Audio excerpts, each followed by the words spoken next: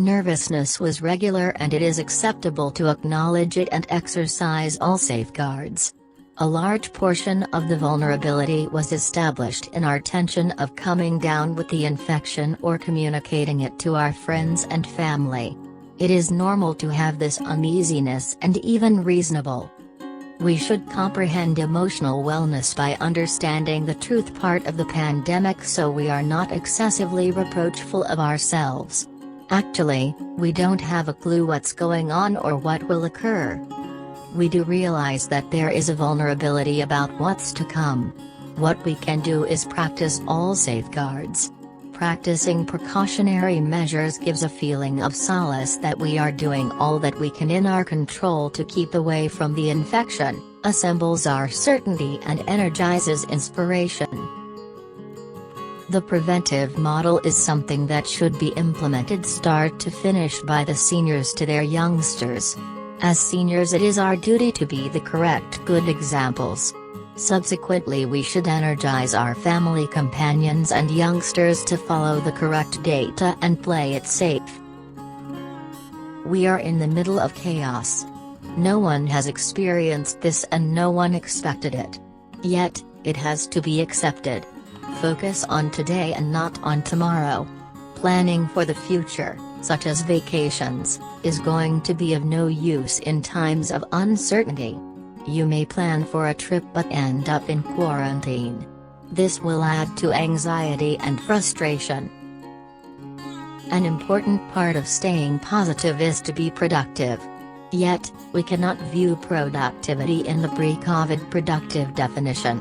A teacher who has to take online classes may think she is not doing a good job, but the fact is that she managed to do it, and that is something.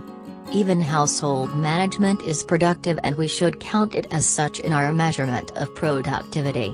We have to redefine productivity and make it realistic. A lot of people are saying that they are working more in COVID times than before as they are working from home. There is a looming burnout crisis in the post-COVID world. Take care of your mental health at the same time. Implement strict work timings. The absence of work timings makes one feel like they are working all the time, and this makes them feel overworked. Teenagers should be given space, but one must keep talking to them to check on them. Senior citizens should not be left alone in their rooms, and they should always have company. They should be encouraged to narrate stories or go through photo albums together. The warning signs or red flags that you must look out for are changes in emotions, changes in behavior, changes in lifestyle, disturbed sleep patterns and appetite. It could be loss of interest and sadness, which are potential signifiers of depressions. If you are going through negativity, please share your thoughts with a friend or family, a professional, or someone whom you are comfortable with. If someone approaches you for help, then it is a good positive sign that they are coming to talk to you. It is an important first step.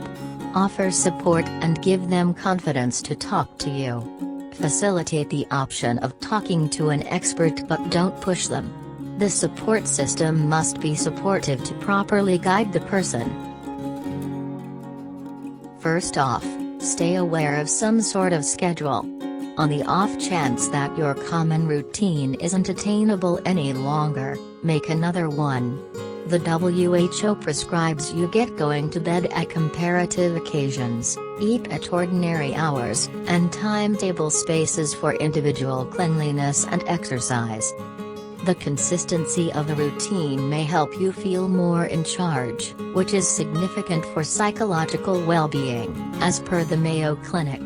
Furthermore, normal exercise may decrease uneasiness and improve your mindset. This is the perfect time to tackle a project you never had time for previously. The possibilities are endless. Clean out the garage. Paint the guest room. Plant a vegetable garden, or at least some indoor herbs. Build a backyard treehouse. Learn a new language. Write a book. This, according to the Mayo Clinic, helps distance us from the cycle of negative thoughts that contribute to anxiety and depression. Plus, you'll have something positive to show for the pandemic once it's over. But don't beat yourself up if you're not fluent in Mandarin yet. Instead, set reasonable daily goals and go easy on yourself. Celebrate the victories you can, even small ones. Another tip most well-being associations concur on: limit your day-by-day news admission. Consistent openness to negative news can add to nervousness and stress. All things considered, check the news at a set time every day, conceivably more than once day by day. You can plan this into your everyday practice. It will help you balance remaining educated with dodging a relentless stream of negative features. The equivalent is valid for online media, so watch your admission there as well.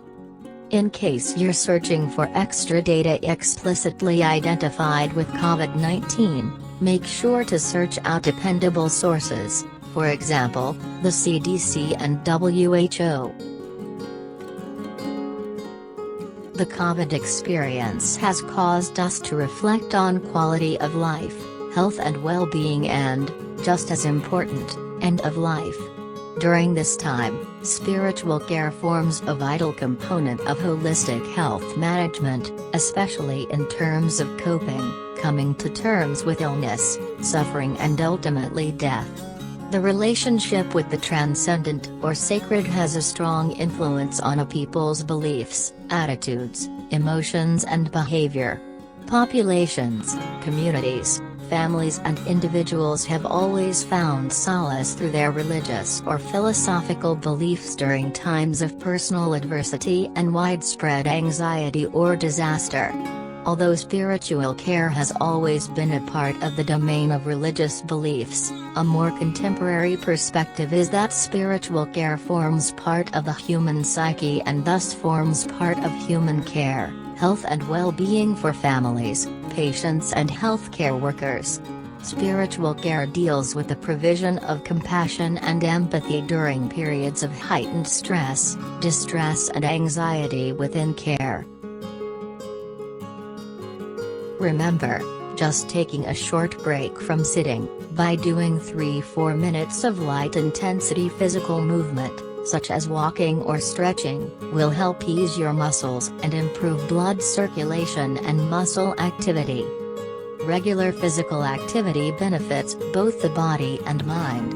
It can reduce high blood pressure, help manage weight and reduce the risk of heart disease, stroke, type 2 diabetes, and various cancers, all conditions that can increase susceptibility to COVID-19. Spending more time at home may provide an opportunity to become reacquainted with the most important meal of the day.